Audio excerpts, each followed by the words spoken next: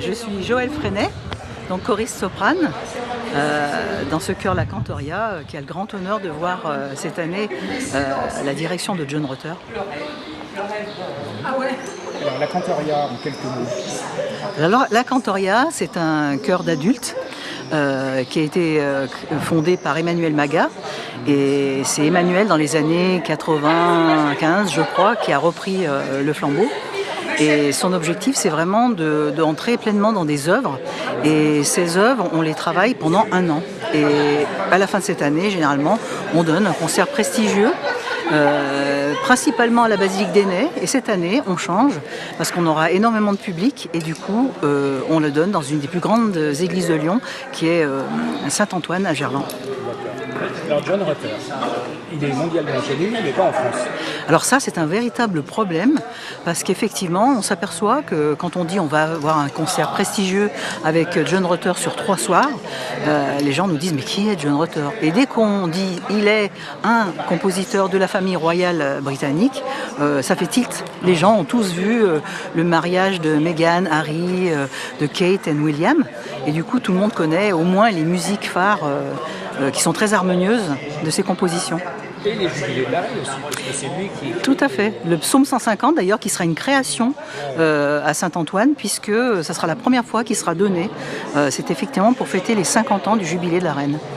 Ouais. Alors ce qui est incroyable, c'est que la Cantoria, c'est un club qui n'est pas... Enfin un club, c'est une chorale qui n'est pas professionnelle, mais en travaillant toute l'année une œuvre, c'est un niveau qui est absolument équivalent à des professionnels. Alors, Emmanuel Drutel, qui est notre chef de chœur, a une technique très particulière qui peut surprendre.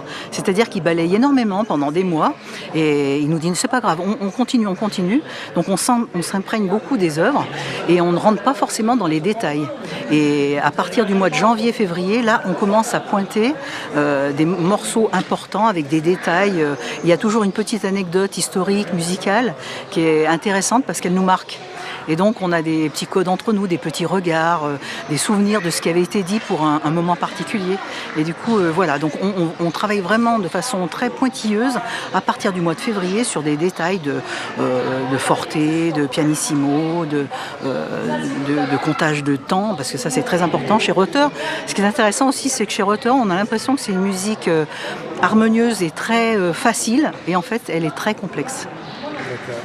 C'est un peu comme dans l'écriture, soigner les pleins et les déliés. C'est un peu ça, voilà. Ouais. Et donc, 7, 8, 9 juin. Alors le 7 juin, qui est un vendredi soir à 20h30, le 8 juin, qui est un samedi à 20h30, et le 9 juin, c'est un dimanche, et ça sera à 16h30. Voilà. Et ça va être super, parce que quand on vous écoute pendant les répétitions, c'est magnifique. C'est gentil de nous dire ça, parce que c'est vrai que... Alors la problématique d'un choriste, c'est que justement on chante, mais on ne sait pas quel est le rendu. Et l'avantage de ce qu'on fait avec le chœur, c'est qu'on a un enregistrement qui est fait par Jean-François Beau, qui nous aide beaucoup, et qui a une technicité très à la pointe. Et dans ces enregistrements, qui sont souvent de très très belle qualité, et la plupart du temps on est ravis de ce qui a été fait, la façon de l'écouter justement différemment, dans son fauteuil, on entend enfin ce que les auditeurs ont pu entendre pendant les concerts.